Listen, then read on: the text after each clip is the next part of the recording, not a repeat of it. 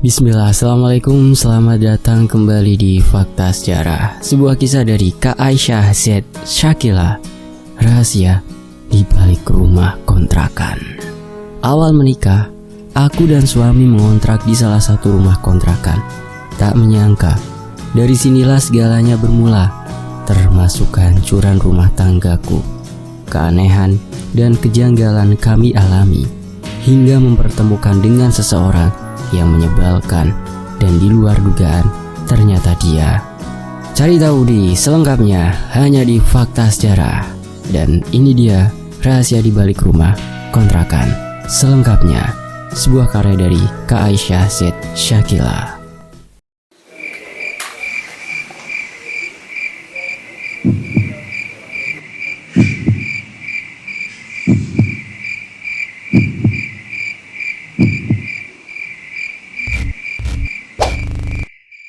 Baru beberapa hari menikah, aku diboyong suamiku ke rumah mertua. Namun tak bertahan lama, karena ada sedikit masalah dengan ipar dan mertua. Akhirnya aku minta pulang dan tinggal di rumah orang tuaku saja. Biarpun keadaan rumah orang tua tak seindah rumah mertua, tapi aku merasa lebih nyaman daripada harus ribut dan bertengkar mulut, disebabkan tak sepemikiran dengan keluarga suamiku yang sudah seharusnya aku hormati. Itulah sebabnya aku memilih mengalah dan tinggal di rumah bapak. Beberapa bulan tinggal di rumah orang tua, ternyata suami kurang kerasan.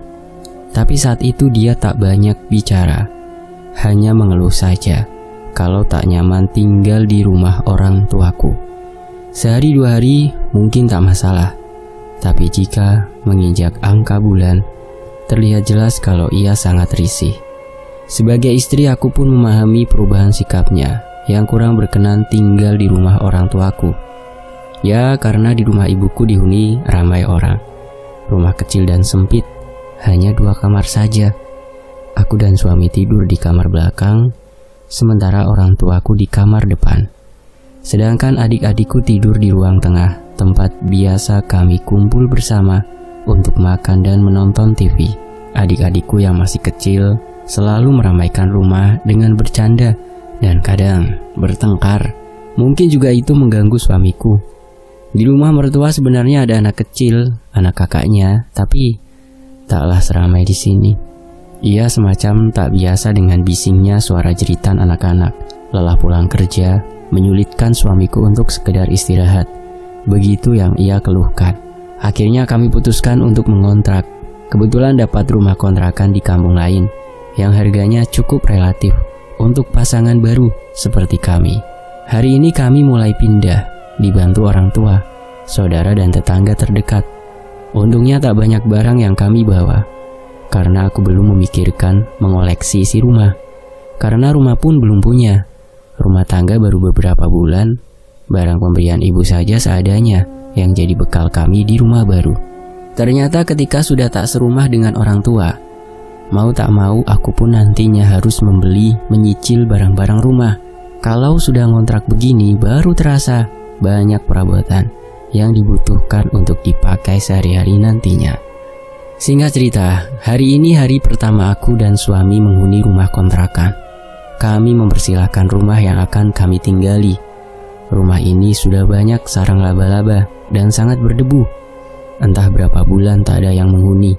Awalnya pemilik rumah menawarkan di tempat lain, tapi sangat jauh.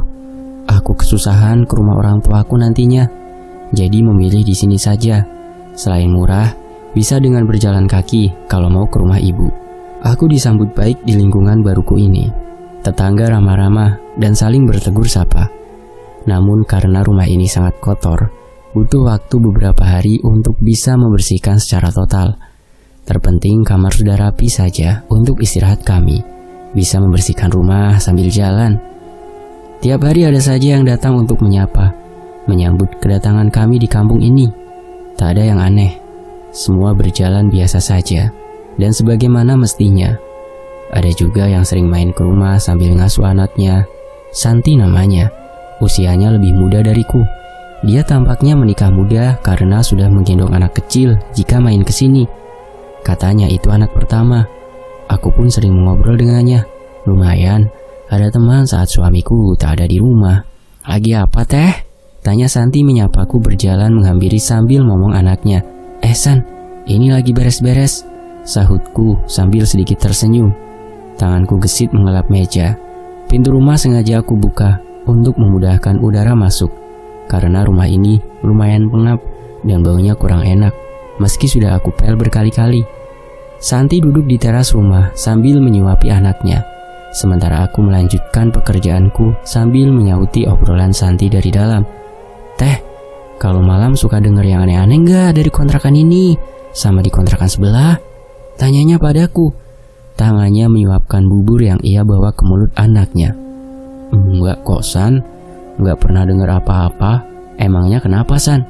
Aku bertanya sedikit penasaran dengan ucapan Santi, karena memang baru saja pindah dan belum ada yang kudengar. Dulu rumah ini ada yang kontrak juga teh. Si mbaknya itu sering cerita sama aku. Katanya rumah ini ada penunggunya, sering gangguin gitu. Makanya pada gak betah lama-lama. Tuturnya setengah berbisik, kepalanya celingkukan ke arah bangunan sebelah. Ah, masa sih San? Tanyaku tak merasa heran sambil terus melanjutkan pekerjaanku yang belum selesai. Bukannya aku tak percaya dengan yang dikatakan Santi, tapi dari dulu memang tak ingin terlibat dengan hal gaib dan mistis. Tak merasa takut walau ke warung malam-malam. Warung yang jaraknya lumayan jauh dan harus melewati tempat gelap. Aku berani pergi sendiri. Namun aku percaya makhluk gaib itu ada. Iya teh, udah lama rumah sebelah itu kosong. Yang sewa di sini pada nggak betah, kayak diganggu gitu kalau malam. Semoga saja kali ini enggak ya San, sahutku singkat. Di sisi lain, Dek, Aa malam ini nggak pulang, harus lembur sampai jam 10. Tutur suamiku bicara di telepon. Kalau pulang nanti kemalaman, soalnya harus beberes juga. Besok mau ada pemeriksaan. Aa juga nggak berani pulang malam, ucap suamiku lagi. Ya udah nggak apa-apa, A. Adek nggak apa-apa di rumah sendiri? Tanya suamiku bimbang. Ini kali pertama dia meninggalkanku untuk lembur. Gak apa-apa, memang kenapa? Bukan apa-apa, Aa cuma khawatir aja ninggalin kamu sendiri di tempat baru. Insya Allah gak apa-apa, A. Ada tetangga kok di depan sana, jawabku. Memang jarak rumah tetangga ke rumah ini agak jauh, tapi tak jadi masalah. Aku bukan penakut. Hati-hati di rumah ya, nanti sering telepon. Iya, juga hati-hati kerjanya ya, jawabku. Aku juga tahu kalau suamiku itu agak penakut, tak berani pulang larut malam. Namun aku tak masalah ditinggal lembur. Iya dek, suamiku bekerja serabutan. Apa saja dia mau kerjakan, asal halal. Kali ini dia sedang dipercaya mengerjakan proyek bangunan, diajak temannya. Biarpun tempat kerjanya lumayan jauh dengan kota tempat tinggalku, tapi ia selalu memaksakan untuk pulang jika tak ada lembur. Butuh 1 jam perjalanan sampai ke rumah kami tinggal. Kalau jam pulang masih siang, dia usahakan pulang setiap hari. Jika harus lembur, dia selalu memilih menginap di tempat kerja. Jalan ke kampung ini masih minim penerangan. Suami tak berani pulang malam. Di kampung ini tak sama seperti kampungku. Sore hari sudah sangat sepi. Tak ada yang lalu lalang, apalagi rumah ini bukan jalan utama. Ada banyak jalan alternatif jika mau lewat ke rumah tetangga lain. Jadi mereka tak perlu lewat sini. Entah karena desas-desus tetangga yang mengatakan ada yang aneh dengan rumah ini. Mungkin itulah untuk lewat saja mereka malas. Malam seperti biasa, selesai sholat maghrib, aku mengaji hingga menjelang isya. Sekalian mendirikan sholat isya. Selesai dengan ritual rutin jika tak sedang halangan, aku rebahan di depan TV. Biasanya jam 8 malam aku sudah ngantuk. Tapi ini udah jam 9 malam belum juga datang rasa kantuk. Aku mengambil nasi untuk makan. Ada nasi sisa siang tadi. Beres makan aku kembali menonton TV. Suasana di luar sangat sepi. Tak ada suara orang satupun. Mungkin menonton TV dan istirahat di rumah masing-masing. Aku baru ingat ada celana suami yang biasa dipakai untuk kerja. Beberapa bagian ada yang bolong. Inisiatif untuk menjahitnya secara manual karena tak punya mesin jahit. Sekalian menunggu rasa kantuk yang tak kunjung datang, sekalipun perut udah diisi. Katanya kalau perut kenyang, terbitlah ngantuk. Tapi itu saat ini tak berlaku bagiku. Mata malah semakin segar. TV masih menyala. Aku juga masih menjahit. Sesekali mata menatap layar yang isinya manusia bicara berdrama ria. Samar dari luar, aku dengar suara hujan yang datang, tapi masih jauh. Pelan-pelan hujan itu akhirnya sampai di atas rumahku. Bunyinya deras gemericik berjatuhan menimpa genteng. Suara hujan terdengar semakin deras. Aku baru teringat ada pakaian yang masih belum kering dan masih dijemur di luar. Takut makin tambah basah, bergegas keluar untuk mengambilnya, meletakkan jarum dan benang yang tadi bermain di tanganku. Ketika aku buka pintu, hening. Loh kok bukannya barusan hujan? Gumamku bertanya sendiri. Suara hujan itu hilang. Bekasnya pun sama sekali tak ada. Aku yakin sekali tadi mendengar hujan turun sangat lebat. Dek, aneh. Di luar terlihat terang oleh cahaya bulan.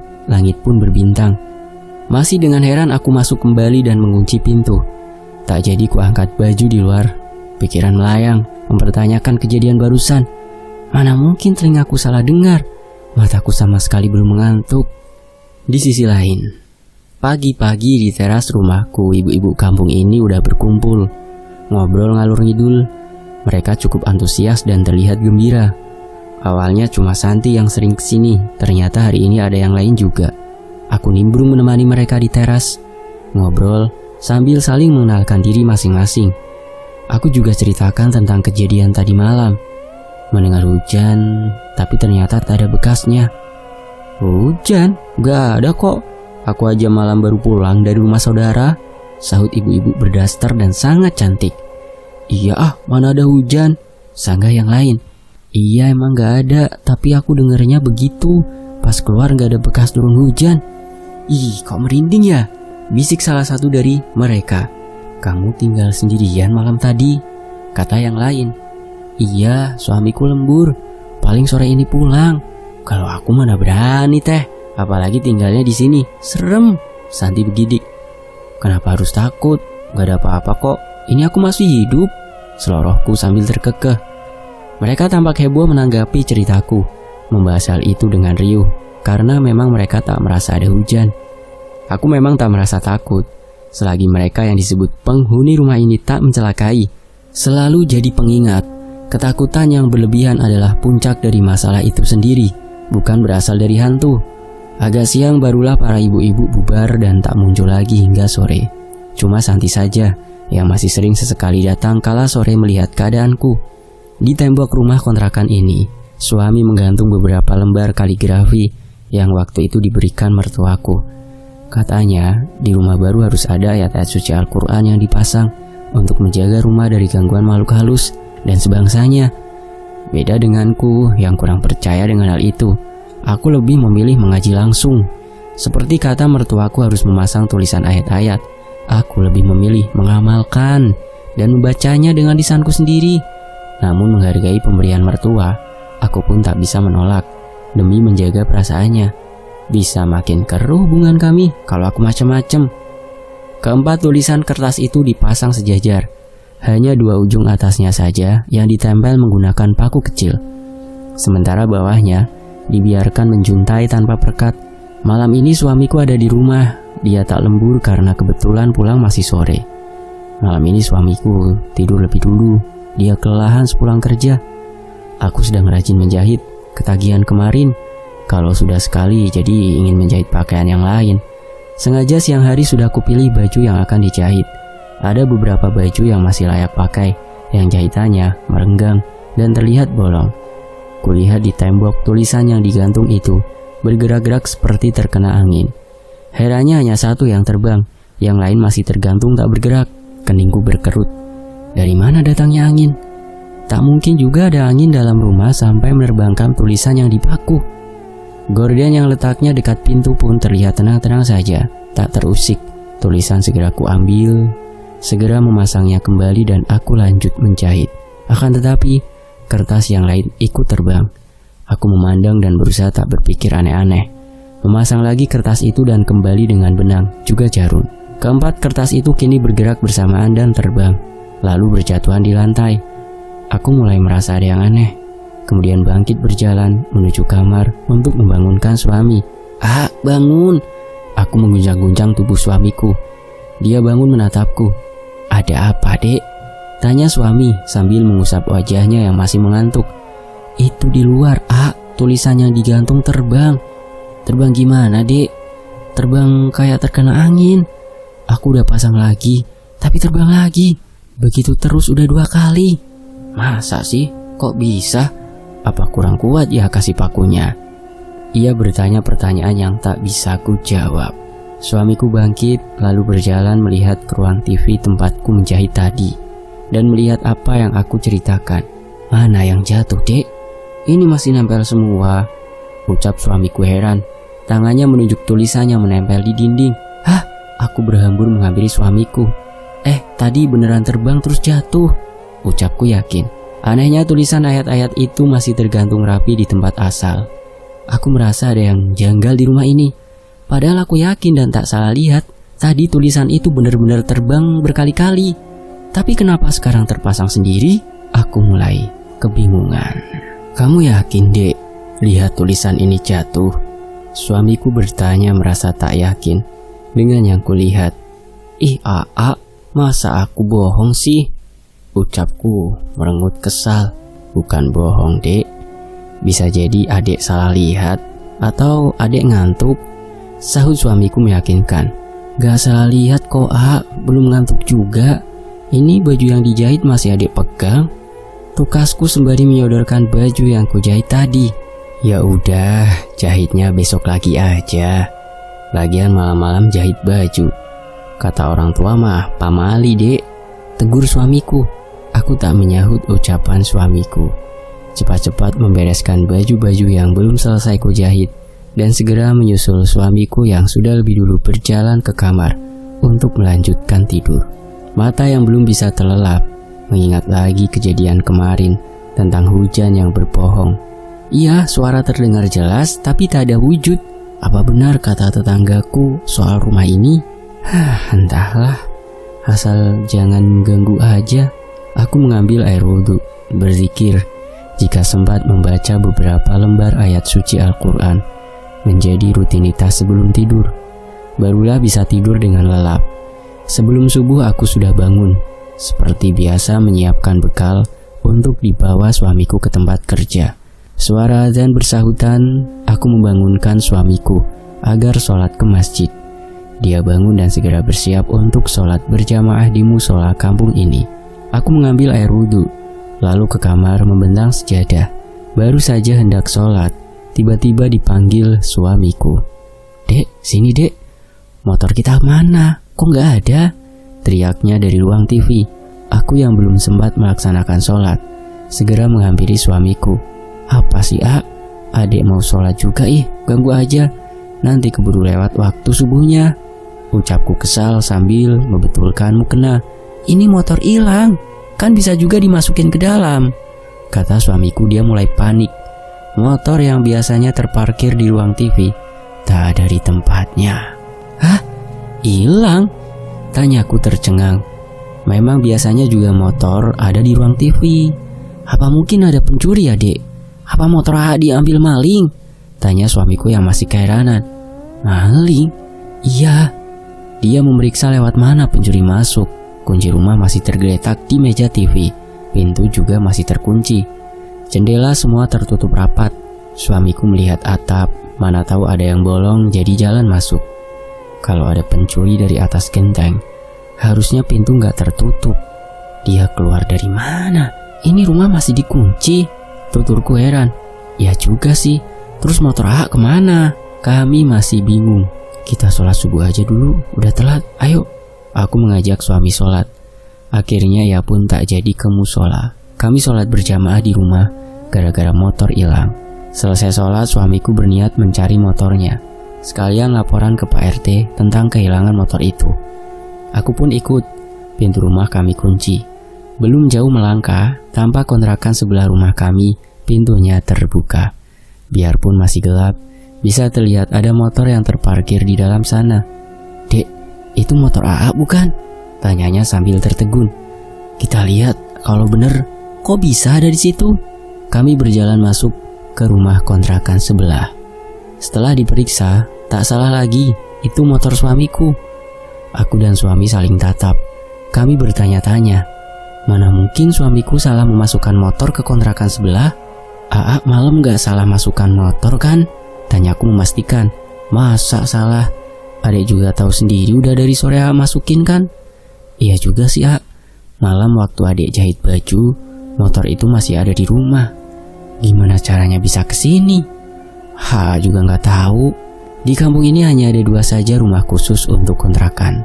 Keduanya saling berdempetan, hanya dipisahkan dinding, dan aku menghuni bagian sebelahnya.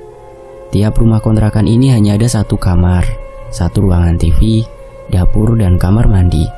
Sebenarnya ada juga rumah warga kampung yang kosong, lalu sengaja dikontrakan, tapi harganya lebih mahal.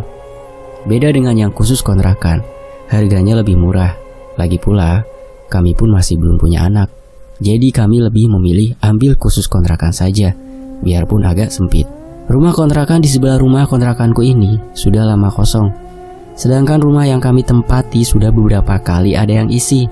Tapi kata tetangga, tak pernah ada yang bertahan lama, dengan alasan sering mendengar dan mengalami kejadian aneh.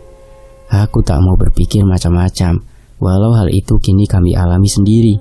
Tak jadi melapor ke Pak RT, suamiku segera menarik motor keluar dari rumah sebelah. Anehnya lagi, bagaimana bisa motor ada di sana, sementara kunci motor masih ada di dalam rumah kami? Terbangkah? Lewat mana? Rumah ini kayaknya ada penghuninya, Dek. Ucapnya pelan. Iya emang ada, kan kita penghuninya, A, sahutku. Aku bergurau menenangkan ketakutan suamiku. Malah bercanda. A serius, Dek. Dengan suara kesal dia melanjutkan, kita cari kontrakan di kampung lain aja, Dek. Iya sekarang A berangkat kerja aja dulu. Nanti minta izin libur buat cari kontrakan baru. Kan nggak bisa pindah mendadak juga, jawabku. Iya sudah. Seperti biasa paginya ia berangkat kerja. Jika akan lembur, suamiku nelpon mendadak dari tempat kerja. Dek, malam ini A gak bisa pulang lagi. Malah kali ini agak lama. Suara suamiku dari telepon. Berapa lama? Paling selama seminggu, Dek. Ini teman A yang jaga gudang. Ada saudaranya yang meninggal, jadi dia pulang dan A harus gantikan dia, ucap suamiku. Ya udah gak apa-apa, udah biasa kok ditinggal sendiri, sahutku biarpun dalam hati merasa kesepian. Nanti adik bubuk di rumah ibu aja, atau minta Diar sama Ehan nginep di rumah. A khawatir ninggalin kamu, pinta suamiku. Ada kekhawatiran dari nada suaranya. Iya, nanti aku ke rumah ibu. Orang tuaku tak memiliki telepon genggam, jadi harus langsung datang ke sana jika ada keperluan. Sementara aku merasa biasa aja, biarpun ada hal-hal aneh yang kusaksikan kemarin. Tapi aku berusaha tak menghiraukan, selalu ingat pesan bapak, agar jangan jadi penakut dan harus selalu bertawakal. Menggantungkan semua pada Allah selagi mereka tak mencelakai. Kita harus tenang. Banyak yang celaka ketika mereka menakuti, itu karena kepanikan dan terlalu ketakutan kitanya. Namun karena suamiku yang merasa khawatir dan untuk mengurangi kekhawatirannya, siang itu aku pergi ke rumah ibu untuk meminta adikku menemani. Sampainya di sana, tak kuceritakan pada siapapun kejadian tadi pagi, termasuk pada ibu. Takutnya beliau malah khawatir. Bu, kalau Diar pulang suruh nginep di rumah teteh ya. Arofik gak pulang seminggu, dia harus jaga gudang, pintaku pada ibu. Aku anak sulung, perempuan satu-satunya dari 5 bersaudara. Ibu memanggilku dengan sebutan teteh. Diar dan Ehan adalah adikku, dan masih ada 2 lagi adikku, Diki yang masih SD dan Fikri masih 3 tahun. Harusnya Diar sekolah menengah, tapi karena orang tua kami kekurangan biaya, Diar hanya tamat sekolah SMP. Sedangkan Ehan masih sekolah kelas 8.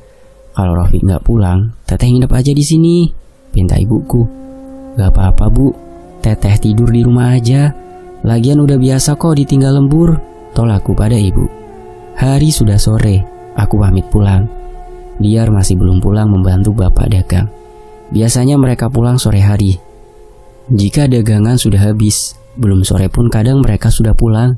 Hari sudah lewat maghrib, tapi Diar belum juga datang. Mungkin dia kecapean, tak jadi menginap.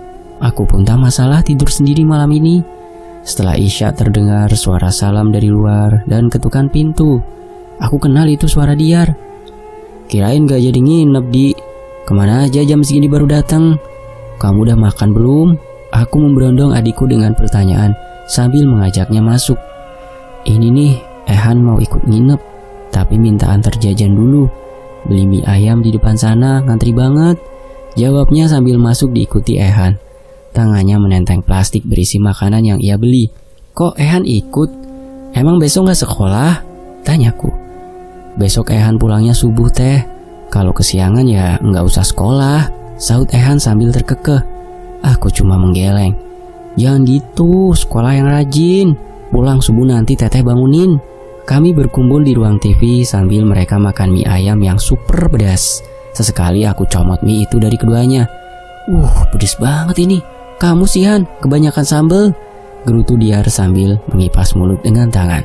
Ehan masih anteng menyantap mie ayamnya, tak memperdulikan omelan Diar. Adikku itu melenggang ke dapur hendak mengambil air minum karena kepedasan. Teteh bilang Arofik gak pulang, tapi itu ada di kamar lagi tidur.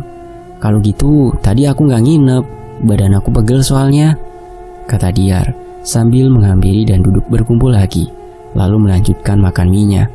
Ih apaan? Emang bener gak ada kok, ngarang aja kamu. Arofik lembur gak pulang selama seminggu, sahutku yang masih bengong ke layar TV. Terus itu di kamar siapa? Tanya Diar tak percaya. Di kamar?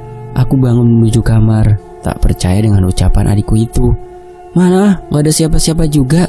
Jangan bercanda, ucapku setelah memastikan di kamar tak ada siapa-siapa. Beneran teh, tadi ada tidur yang meluk guling ngadep tembok, pakai baju hitam sama celana pendek selutut. Diar masih tak percaya ucapanku. Dia pun menghampiriku yang masih berdiri di depan pintu kamar. Dan kamar itu memang kosong, tak ada siapa-siapa. Kamarku tak ada pintunya, hanya ditutupi gorden saja. Aku menutup gorden hanya menjelang tidur. Jika siang hari biasa ku buka, begitu saja, agar kamar tak apek. Makanya Diar bisa melihat jelas ke dalam kamar saat lewat ke dapur. Tapi memang di dalam tak ada siapa-siapa, hanya ada guling saja. Kok aneh teh? Tadi aku yakin lihat Arofik tidur di sana. Diar menunjuk kasur. Paling kamu berhayal, habis minum apa? Aku mengendus Diar, bimbang sebelum dia datang ke sini minum sesuatu yang aneh-aneh hingga menyebabkan halusinasi. Maklum, anak muda zaman sekarang pasti merasa penasaran, ingin mencoba hal baru. Iya apaan sih teh? Kayak kucing aja. Dengusnya tak suka aku mengendusnya. Dia menjauhiku, melenggang menuju ke ruang TV sambil mengomel. Mana tahu kamu minum apa sebelum kesini? Pas di sini halusinasi, sahutku. Enggak lah teh, aku ini anak soleh. Kalau aku nakal, habislah diomelin ibu. Belanya tak terima dengan tuduhanku. Udah, teteh mau tidur. Kamu jangan pikir yang aneh-aneh ya. Sambil masuk kamar, aku mengambil selimut dan bantal untuk mereka berdua. Ehan masih asyik nonton TV tanpa menghiraukan obrolanku dan Diar. Tengah malam, aku terbangun. Terasa ingin buang air kecil. Aku bergegas ke kamar mandi. Di luar terasa sangat sunyi. Kulihat pintu kamar mandi tertutup, lampunya juga di dalam nampak menyala. Mungkin Diar atau Ehan, pikirku.